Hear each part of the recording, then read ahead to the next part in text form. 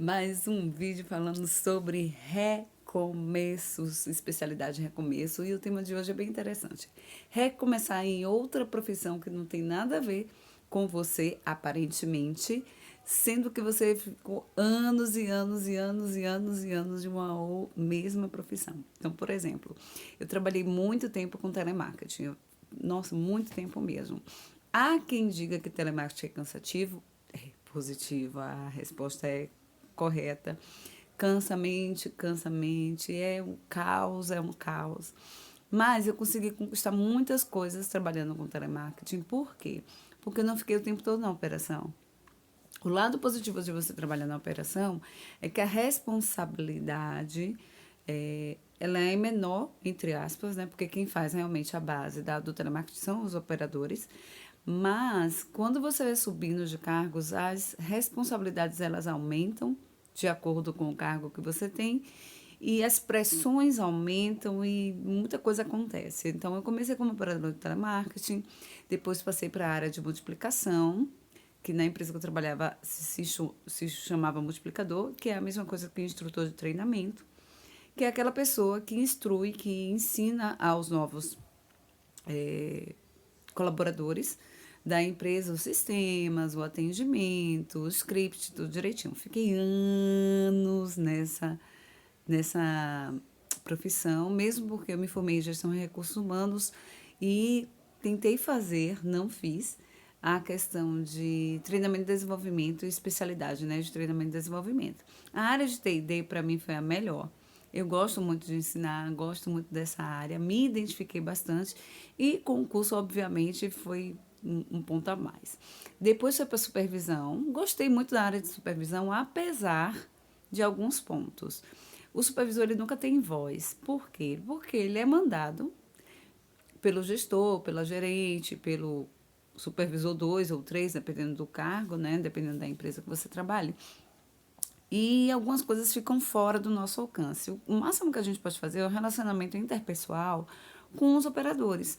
E aí, é uma faca de dois gumes, porque a gente cobra, obviamente, dos operadores, mas tem que saber cobrar. E não pode ser uma coisa humilhante, obviamente, pelo fato de você ser uma pessoa, um ser humano. E depois por causa das leis, né? Óbvio. E eu vou mais pela vertente de ser ser humano mesmo. Só que tem coisas que fica muito além do nosso esforço, fica muito além da nossa vontade de fazer com que a equipe toda cresça. Mas foi uma área boa para mim.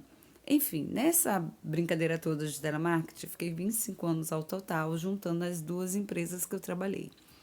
E uma eu gostei mais do que a outra, porque aparentemente era mais organizada, você via o seu contra-cheque todos os dias, você tinha abertura com gerentes, com gestores, dependendo do produto, você tem abertura também com o próprio cliente. Então depende muito de todo um aval. Tudo depende na vida, gente. Tudo nessa vida depende. E aí, eu pedi para sair dessa empresa porque eu precisava realmente cuidar de minha filha, teve outros agravantes, outras prioridades no momento.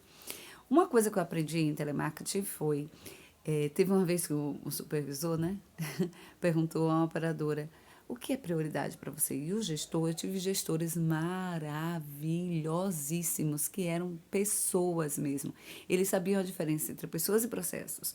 E aí um dos supervisores falou assim, eu nunca pergunte isso a nenhum operador seu. Porque as prioridades, elas mudam. Hoje, minha prioridade é minha saúde. Mas amanhã, a minha prioridade pode ser minha faculdade. Amanhã pode ser minha família. Eu não tenho filho. Eu já estou falando, né? Eu não tenho filhos, mas no dia que eu tiver filho, a prioridade vai ser meu filho. Então, nunca pergunte qual é a prioridade para um operador. Isso, para mim, foi um ensinamento maravilhoso. Não por mim, mas porque um gestor falou isso para um supervisor, no qual o supervisor queria ser mais do que o gestor, entende?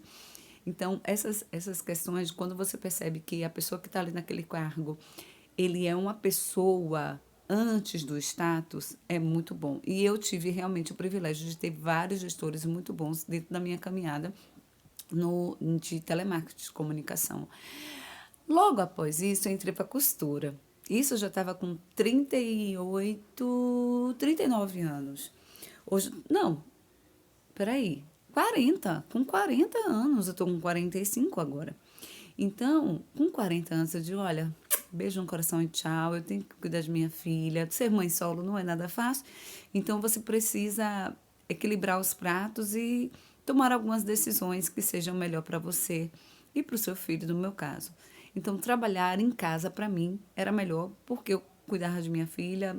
Tenho um pouco, sim, de rede de apoio, mas foi bem desafiador, mas vale a pena, porque eu saí da área comercial, vendas, telemarketing, ganhava muito bem, obrigado, tinha minha comissão, e agora ganhando quase um salário mínimo, fazendo bolos, pães, brigadeiros e vendendo na rua. E aí, quando eu levava ela para a escola, eu ficava na praça perto da escola dela, vendia as coisas que é perto de uma academia também. Quando dava o horário dela ir para retornar para casa, eu pegava ela, voltava para casa. Às vezes eu voltava para a mesma praça para ela brincar enquanto eu vendia, mas não dá muito certo, porque ou você presta atenção no seu filho, ou você presta atenção nas vendas.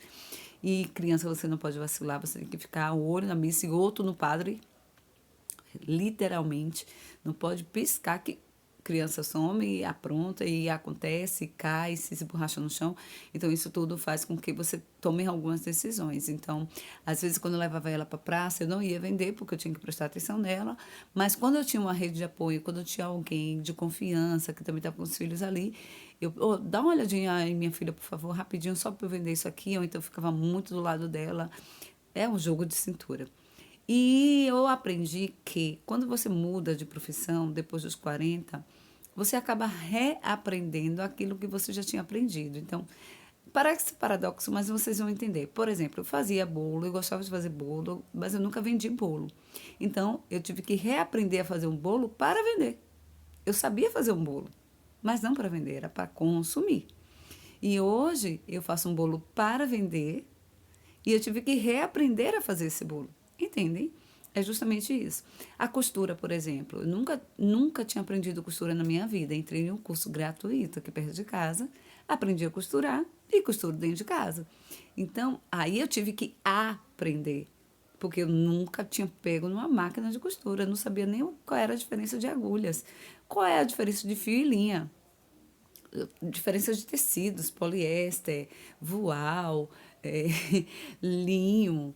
Para mim era tudo a mesma coisa. Bolt, colmeia. Ah, meu pai, era tudo para mim, era tudo a mesma coisa. Algodão 80%, não sei quantos fios, 120 fios, 80 fios. Aí eu tive que aprender realmente qual é a diferença de uma tesoura de tecido, uma tesoura de tecido de malha, qual é a diferença de malha para tecido, diferença de máquinas, né? Overlock, galoneira, reta, intralock. Isso tudo eu fui aprendendo no curso. É diferente, por exemplo, quando você sabe fazer comida, você sabe fazer um bolo e você está reaprendendo aquilo que você já sabe, mas com outras técnicas, com outras funcionalidades, com outras informações. Uma coisa que eu tenho aprendido também agora é montar móveis. Uma mulher sozinha, amigo, tem que aprender a se virar nos 30. Às vezes ela não tem ninguém à disposição para consertar um armário, consertar, colocar um gás. Então eu virei o marido da minha vida aprendendo a colocar gás, a trocar uma lâmpada. Parecem coisas simples, mas às vezes, por exemplo, você coloca a lâmpada em um bocal, queima em menos de uma semana. Aí você vai trocar a lâmpada novamente e queima. Então o problema não está na lâmpada, o problema pode estar no bocal, pode estar na fiação, isso tudo eu vou aprendendo. Então essas profissões de dentro de casa, né, de piso, por exemplo, de você limpar um piso, limpar uma panela, deixar areada. Aprendi a ser Uber, aprendi a pilotar moto. Essas mudanças de profissões após os 40, elas em parte pode ser uma descoberta, mas em outros casos pode ser realmente uma especialidade de recomeço para você recomeçar a sua vida do nada e de repente você ganhar a vida novamente e às vezes até, em alguns casos, ganhando muito mais do que no seu emprego anterior e tendo paz. Ou se você não conseguir ganhar nem um terço do que você ganhava, mas tendo paz de espírito, não sendo chateado por ninguém, sua mentalidade, ó, positivo, já vale a pena. Então, recomece de alguma forma, independente da idade que você está passando agora e não tenha medo da mudança.